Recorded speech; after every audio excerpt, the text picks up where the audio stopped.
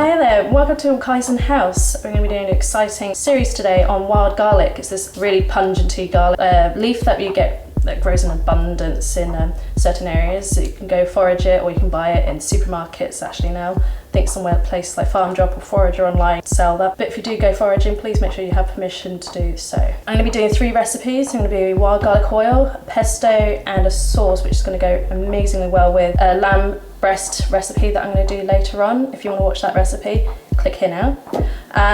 But first we're going to kick off by doing some wild garlic pesto. Really simple way of using wild garlic if you're pretty new to it. Pesto normally traditionally is used basil with pine nuts, parmesan, but instead of using basil, we use wild garlic. Really easy.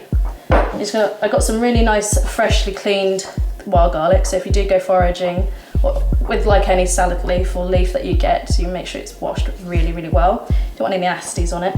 And then we're going to do this the non-traditional way of using a blender. I'm going to roughly take a good handful of wild garlic. Full recipe will be on our website, so if you want to follow that as we do this, click on our website. And I'm just going to break it up into our blender.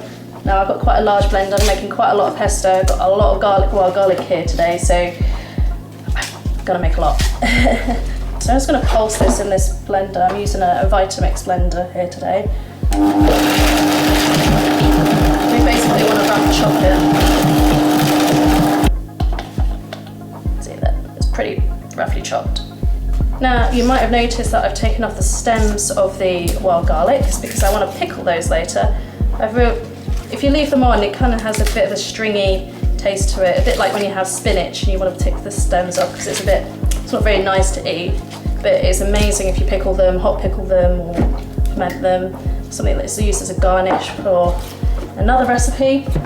Blend again. Okay, that smells pretty strong. There you go. So it's blend up a little bit. It's not like a pulp completely blitzed up entirely. Some pine nuts, so I've toasted these pine nuts here. They release their flavour and kind of make a nice roasted flavour. Parmesan or pecorino, whatever hard cheese.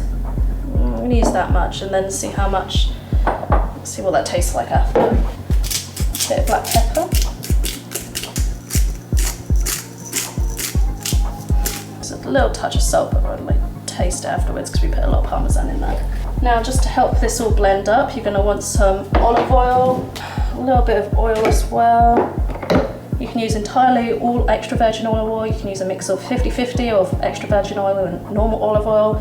I actually prefer using extra olive oil and normal oil because I like the taste a bit better. Some oils can make it really bitter, but you just want enough oil to help blend this pesto together. Just quickly give this a mix together.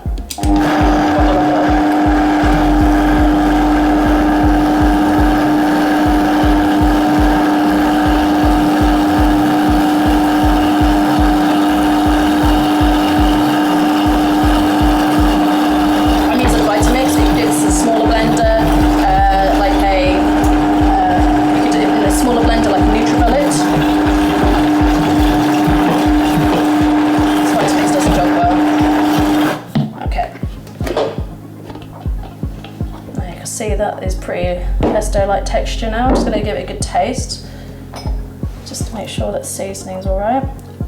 And now I have very garlicky breath. It needs a touch more parmesan actually. I like my pesto quite cheesy, creamy. And a bit more oil.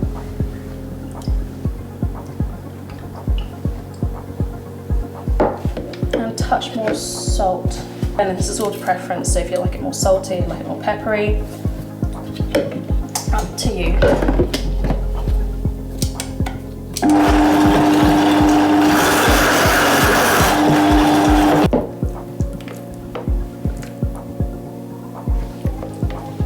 That is pretty much ready.